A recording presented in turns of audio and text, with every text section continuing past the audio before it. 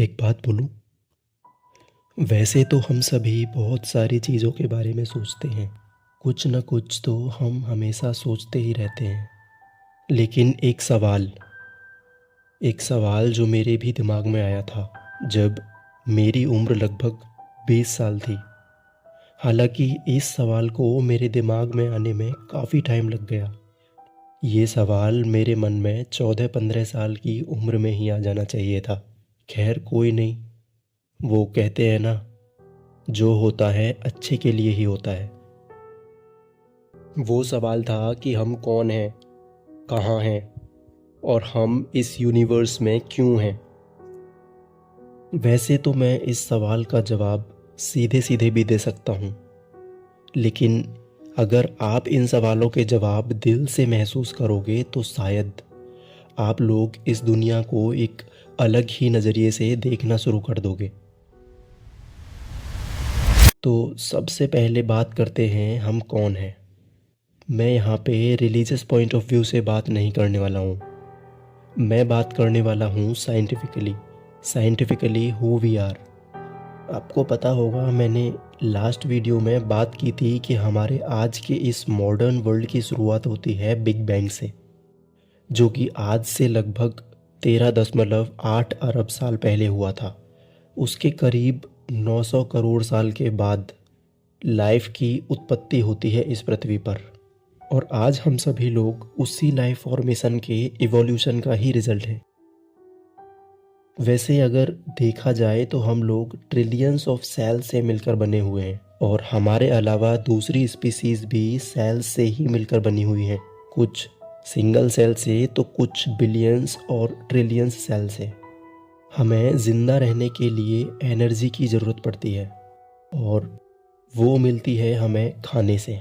हम अपनी स्पीसीज़ को एक्सटिंक्ट होने से बचाने के लिए रिप्रोडक्शन भी करते हैं, जिसमें एक मेल और एक फीमेल शामिल होते हैं।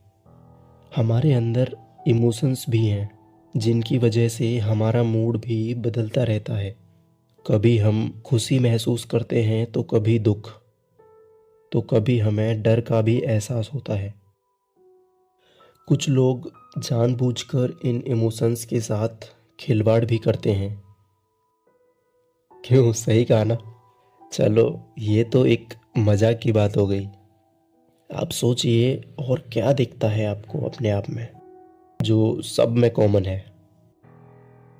As the law of nature, हर एक लिविंग ऑर्गेनिज्म के सामने एक दिन आता है जब उसके ट्रिलियंस ऑफ सेल में से एक भी सेल उसका साथ नहीं देता, और वो इस यूनिवर्स से हमेशा हमेशा के लिए गायब हो जाता है। और फिर कभी वो इंसान हमें दिखाई नहीं देता।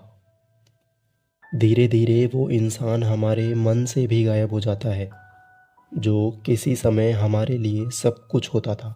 हमारे पास कुछ है जो बहुत ख़ास है, जो कि अगर ना होता तो शायद आज इस पृथ्वी पे इतना पॉल्यूशन भी नहीं होता, और ना ही होता इतना इस प्रकृति को नुकसान। ना होती कोई स्पीसीज एक्सटिंक्ट, बैलेंस रहता पूरे इकोसिस्टम में, और होती हरियाली इस पूरी पृथ्वी पर। स्वर्ग ही लगता इस पृथ्वी पर भी। सोचो क्या हो सकता है वो। सोचो, इमेजिनेशन। कभी आपने सोचा है, अगर हमारे पास इमेजिनेशन करने की पावर ही नहीं होती तो ये दुनिया कैसी होती? नहीं बना पाते हम नुकीले हथियार जानवरों को मारने के लिए, और ना ही पका पाते खाना जलती हुई आग पर, और शायद ना बना पाते पेंटिंग्स पत्थरों पर। बस भागते रहते बचने के लिए जानवरों से। ना दिखती कोई बिल्डिंग इस पूरी पृथ्वी पर, ना ही उड़ता कोई जहाज आसमान में, और ना ही जा पाता वोयेजर ब्रह्मांड की सैर करने के लिए। हमारे अंदर एक और खासियत है जो हमें बाकी दूसरी स्पीसीज से अलग बनाती है, और वो है द एबिलिटी टू रीज़न। हम चीज़ों को क्वेश्चन कर सकते हैं, जिसकी वजह से हमारी इंटेलिजेंस आज इतनी ज़्यादा बढ़ गई है कि आज हम लोग अपने सोलर सिस्टम को भी पार कर चुके हैं। हम एक ऐसी स्पीसीज हैं जो कि अपनी इमेजिनेशन पावर को यूज़ करती है अपने सर्वाइवल को बेहतर और सुरक्षित बनाने के लिए। खैर, ये तो बात हो गई कि हम कौन हैं। अब बात आती है हम कहाँ हैं।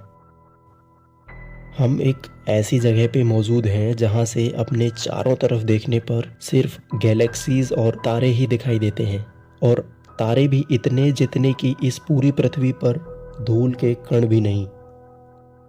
चारों ओर सिर्फ गैलेक्सीज ही गैलेक्सीज।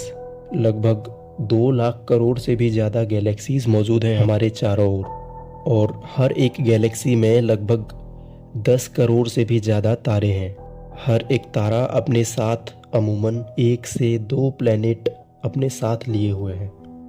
हम भी एक ऐसे ही तारे के एक प्लैनेट का एक छोटा सा हिस्सा है, जो कि शायद रहते तो उस प्लैनेट पर ही हैं, पर ख्वाहिश रखते हैं अपने आप को पॉपुलेट करने की हर एक गैलेक्सी के, हर एक तारे के, हर एक प्लैनेट पर, जो कि बसाना चाहते हैं घर अपना हर एक गैलेक्सी में, और चाहते हैं कि हो कब्जा सिर्फ उन्हीं का इस पूरे ब्रह्मांड में, ना कोई और हो उनसे ज्यादा ताकतवर जो उन्हें मार के कर दे खत्म और मिटा दे नामो निशान उनका इस पूरे ब्रह्मांड से।